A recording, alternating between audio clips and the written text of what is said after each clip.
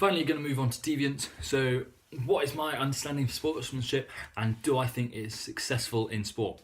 To me, I'd say that sportsmanship is being respectful to others and playing to the rules of the game. This can include shaking hands before the game and after after the game, or kicking the ball out when there's an injured player so that they can receive treatment. I feel like a lot of this comes from tradition and just being respectful for one another. An example of this would be Di Canio, when Everton's goalkeeper went down injured and the ball came to Di Canio, and he could have scored an easy open net, but he caught the ball and didn't take the shot to stop the game and make sure that the goalie got the treatment that he needed to get.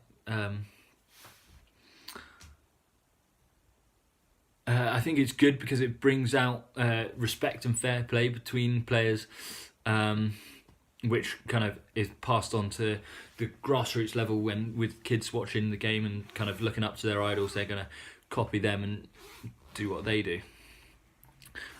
It can be unsuccessful as there is a lot of unsportsmanlike behaviour in elite sport. For example, Neymar diving in football. He is a player that acts like he is fouled a lot in football when he isn't even touched to win a free kick. This is against the rules and therefore unsporting behaviour. Neymar is a role model to a lot of young children. These children will see him diving and copy that. And it can lead to a rise in the amount of unsportsmanship in the future of sport.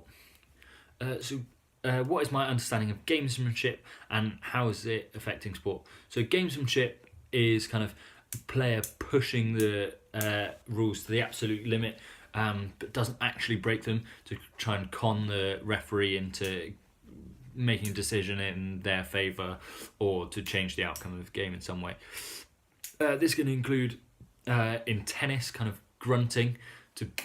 You're allowed to do it to a certain extent, and it will put off your opposite player.